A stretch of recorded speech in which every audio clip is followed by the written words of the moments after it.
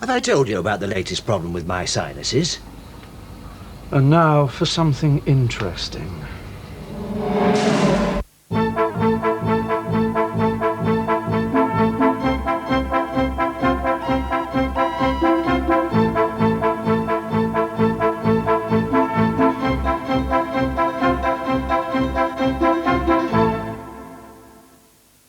Enginemanship and the learning of engineless ship could be seen as a kind of discipleship at the feet of this machine. You have a driver who has all the knowledge and all the learning and all the skills. You have his disciple, who's the fireman, who's at his feet learning these skills. And the fireman, in the process of producing steam and power for the driver's hand, is actually performing a form of alchemy. He's combining the elements of earth, coal, air, oxygen, and water. And with the magic of his skills, he's producing the power that drives this machine along.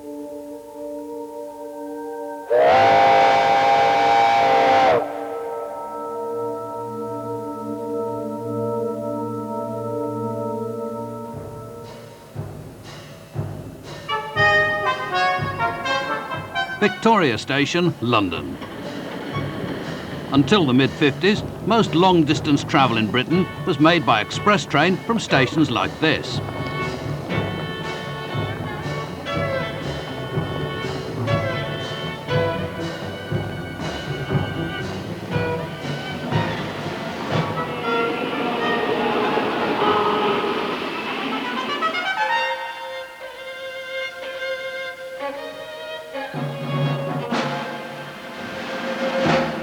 From 1948, this Battle of Britain class loco hauled crack express trains for British Rail's southern region. It was operated by engine drivers like Clive Groome. The engine is almost bursting with steam. I'm going to start it away without slipping if I can. I've got power to unleash here through this lever. The guard has just given me the tip. And with luck, we'll start away without slipping. I'm unleashing very destructive powers here. If I do it wrong, within 100 seconds, the engine will thrash itself to pieces. It's amazing power in these things. The amazing power in these 128-ton locos allowed speeds of up to 100 miles an hour. In the cab, or footplate as it's known, the driver and his fireman enjoyed one of the classic working relationships. I'm looking to him when the signals are his side. I'm looking to him to provide the steam when I need it. He's doing his job, I'm doing my job, but I'm reliant on him totally for what I've got under here. Got a green flag. Right?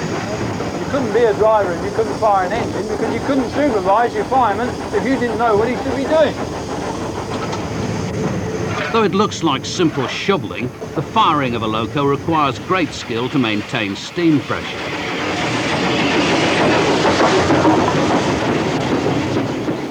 The pressure has to be such that you've got power under the regulator when you need it, and the heat of the steam, which is called superheat, depends on the colour of the fire. So we can get 750 degrees Fahrenheit in the steam if we've got 2,500 degrees Fahrenheit in the fire. It all depends on him.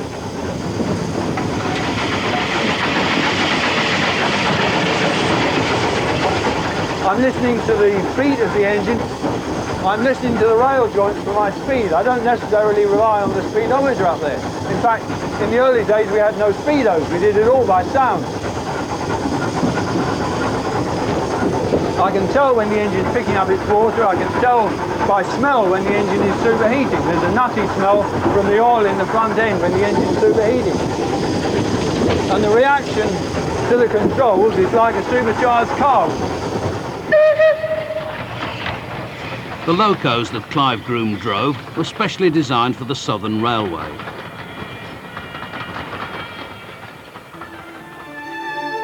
On the London North Eastern Railway, Flying Scotsman was one of a fleet built from 1922 to haul passenger express trains from London's King's Cross to Edinburgh.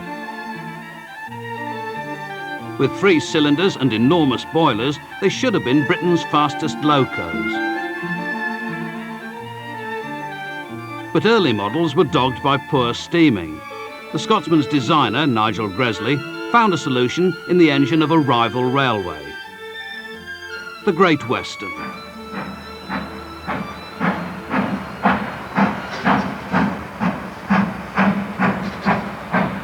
This is Castle-class loco Defiant. It was a type designed in 1923 to haul express trains for the Great Western Railway. The Castle class represents for me the epitome of locomotive design of the time.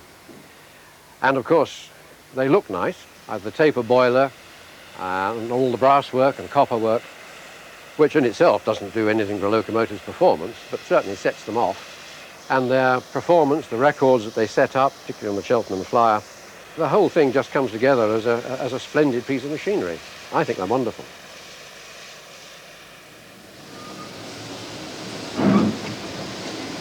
Footplate crews on God's Wonderful Railway, as GWR was known to its loyal fans, thought their engines were wonderful too, which was a good job because crew comfort was rather a low priority. There was little weather protection and no seats. But there were some compensations. By modern standards, or by later standards, the Castles are a bit Spartan. They're relatively straightforward to drive. They're very responsive to both the fireman and the driver, and they were very fast. And one of the advantages of the Castle was that it kept its good riding characteristics even when it was fairly warm. The good riding was a result of great engineering at GWR's Swindon Works. This King-class loco was designed by Charles Collett, who was also responsible for the Castles. When Collett built the Castles, he introduced an optical alignment system into Swindon Works, which enabled them to reduce the tolerances on all the moving parts to the very bare minimum. And as a result, of course, they started off with a considerable advantage over those built in other railways. It is said that at that time, Swindon scrapped locomotives or put them in for major overhaul at wear tolerances that the London North Eastern turned out as new.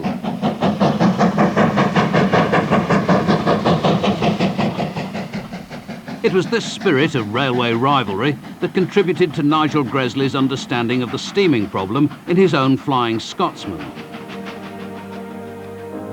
In 1924 at the Wembley Empire Exhibition, the best of the Great Western stood in the Palace of Engineering near the beautiful but still technically flawed Flying Scotsman. And the two stood side by side in the exhibition hall, beautifully presented, of course, all gleaming and polished. And people remarked that although the Great Western had said quite truthfully that the Castle was the most powerful locomotive in Britain, it was very much smaller in appearance than Flying Scotsman. And I think the result of this was to sharpen the minds of the railway fraternity in particular. The two railways swapped locos for running trials, and the smaller Castle trounced Gresley's engine. However, the real winners were Gresley and the LNER. Gresley studied the superior steam circuit of the Castle, and with this knowledge transformed his own already good engines into a 20th century legend.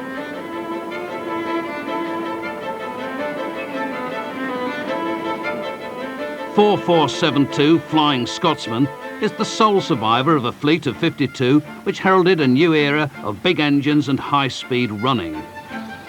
In 1927, the LNER began non-stop trial runs from London to Newcastle. Main lines were equipped with water troughs between the tracks to refill tenders without stopping. So when she approaches a water trough, watch Fireman Mungo doing his stuff. Fireman Mungo's stuff was this. During the journey, he would lower a scoop into the 600 or 700 yard trough.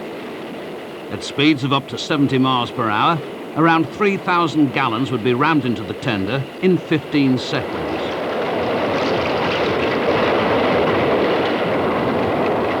But really long non-stop runs, say to Edinburgh, would raise a new problem: crew fatigue. No driver of trains is more proud of his Scottish descent than MacLeod.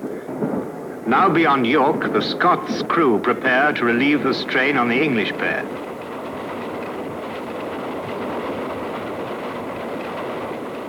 Gresley's simple but effective idea was to allow a relief crew from the train to walk through an 18-inch wide corridor in the coal tender and onto the footplate.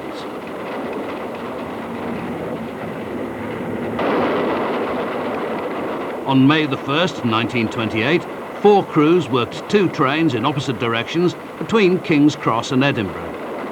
At nearly 400 miles, it was to become the world's longest scheduled non-stop run. Leaving from King's Cross at 10 a.m. every morning, the Flying Scotsman provided services on board that became a benchmark for luxury rail travel.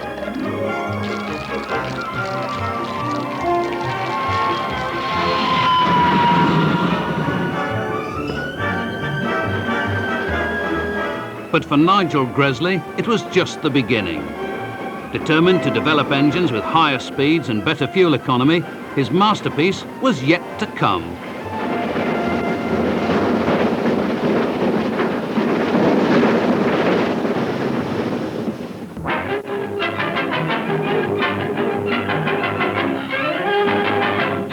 The Silver Jubilee train, latest streamlined wonder of the LNER, leaves King's Cross on her record-making trial run. Nigel Gresley created this streamlined masterpiece to celebrate the King of England's reign in 1935. 17 years later, driver Jack Taylor reminisced about the day he broke the world speed record for steam. The Silver Link was the finest engine I ever rode upon. I didn't know accurately what speed we were doing.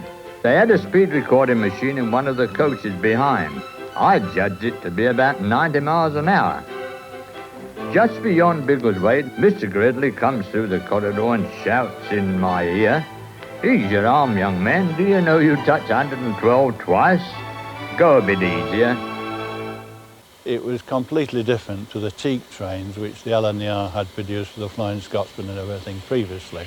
It was coloured in silver, and the external effect of the train was totally different to the normal train that was running on the LNER at the time. It charged a supplement, I think, of 5 shillings for people to travel on above the normal fare, and the supplements covered the cost of the construction of the train in a very short time.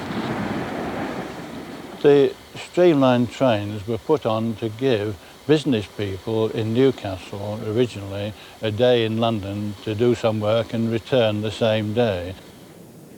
At the launch of the Silver Jubilee service, Peter Townend was only 10. But 20 years later, he was to find himself in charge of Top Shed, the King's Cross depot that kept nearly 150 locos on the rails.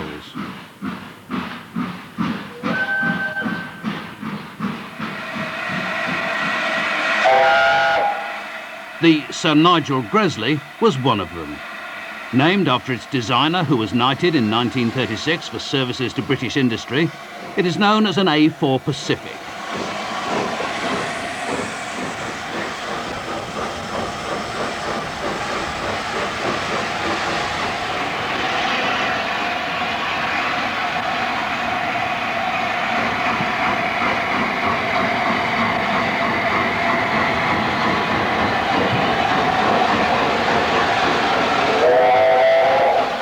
In the mid-1930s, the fad for futuristic streamlining was at fever pitch. Most was a victory of form over function. Not only were the A4s aerodynamically successful, but they helped solve the engine driver's nightmare, drifting smoke. You must be able to see the signals ahead down the long boiler. His vision isn't very good at the best of times, but you can't see anything if the smoke is beating across from the side wind and obscuring the view from the cab. In the belief that the streamlined shape would help lift the smoke clear of the cab, Nigel Gresley tried different shaped models in a wind tunnel. But nothing worked until Eric put his finger on the problem. The technical assistant, Eric Bannister, who was involved in the experiment, was actually holding a plasticine model in his hand, and he held it with his thumb behind the chimney, and made a depression behind the chimney by mistake. And they put the model in the wind tunnel and found for the first time they'd succeeded in lifting the smoke clear of the cab.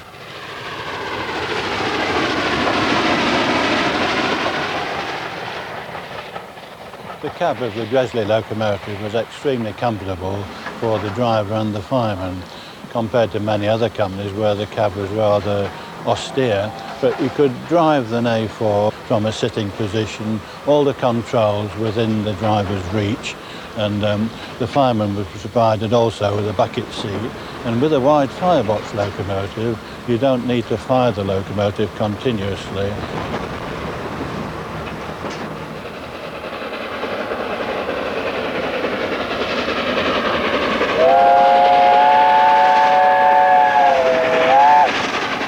For the next 2 years, Gresley's streamlined A4s dominated speed records until arch rivals, the London, Midland and Scottish, rolled this out in time for the 1937 Coronation.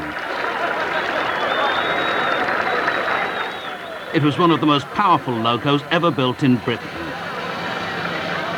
Designed by William Stanier, the 165-ton loco Coronation commenced a publicity-seeking trial run from Euston to Crewe on June the 29th, 1937. 100 journalists and railway officials took part in a test run from Euston to Crewe and back that provided such an orgy of speed as has never before been indulged in over LMS metals. From 85 miles an hour, the speed rose quickly to 100, faster yet and faster, eating up the miles. 102, 105, 108, and she's still accelerating. The rhythm of the exhaust grows stronger, faster. 112.5 miles an hour for 2 miles, smoothly surging over the metals. A supreme effort, and Coronation has done it. 114 miles an hour, the highest speed yet attained in the Empire. This, then, was the contribution of the London, Midland and Scottish Railway to this great Coronation year. A contribution that gives daily service to the nation, a tangible, living contribution, exemplifying the spirit of the age. They reach 114 miles an hour, but of course it's not the high speed so much, it's braking from high speed that is the problem. And they had serious difficulty in stopping in Crewe station and went through reverse curves at 50 miles an hour that were intended by the engineer to be passed through at 25. And nearly, it's a wonder they didn't derail the train. Speed records mesmerised the 1930s public and inevitably had led to reckless running. For all its down-dare spaceship looks and go-faster stripes, Stanier's streamlining had little aerodynamic value, and it got in the way of essential maintenance. Within 10 years, the outer casings were scrapped. All that remains of these good-looking locos in their original form are these fragments on film.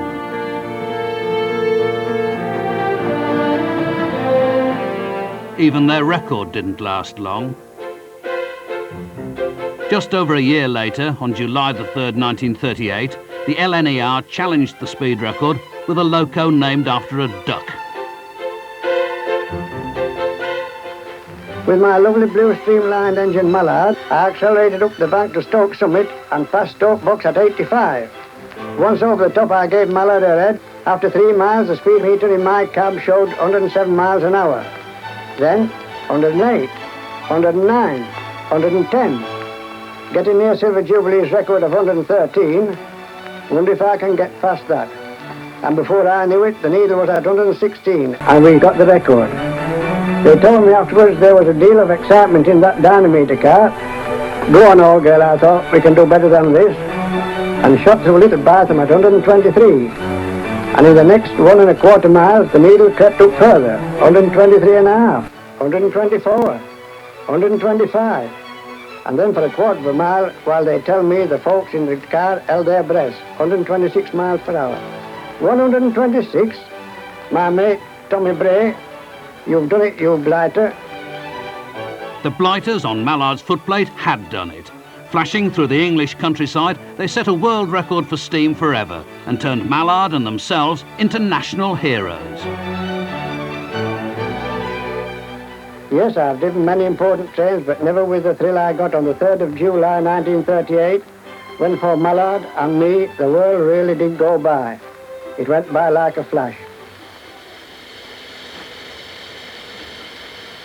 War ended the thrilling years of the speed records, and afterwards the A4s became the property of the newly nationalised railway system. Through the austerity years of the 1950s, steam was still cheaper than diesels.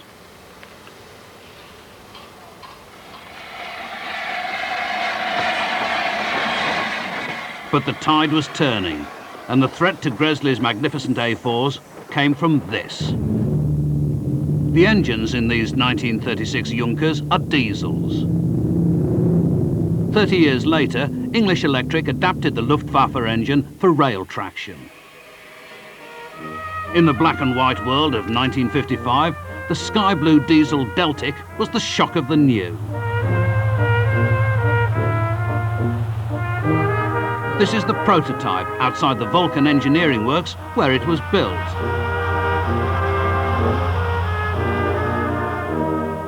At 3,300 horsepower, there was nothing else that remotely, as a production type, came anywhere near it.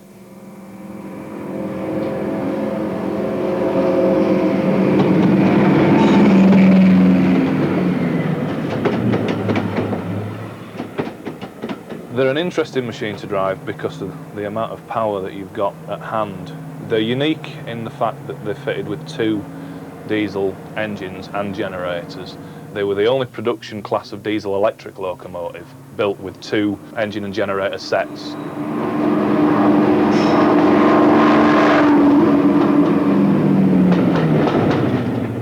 The good thing about the driving position in a Deltic is the all-round good visibility, which you didn't really have on steam.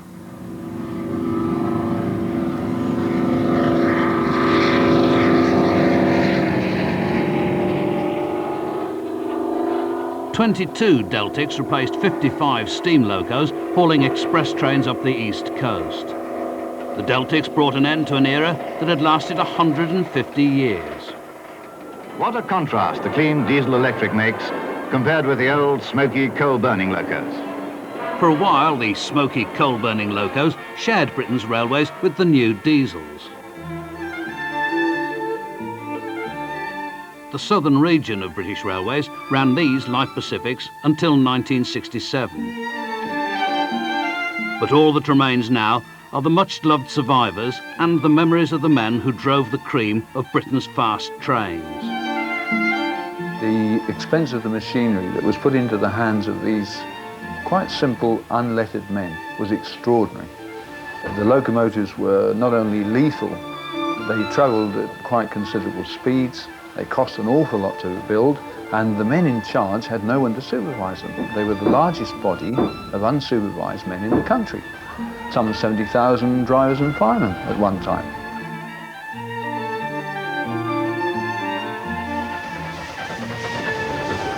The first time I went at a considerable rate, I thought my last hour had come. But then I thought to myself it was a bloody fine way to die and resign myself to death.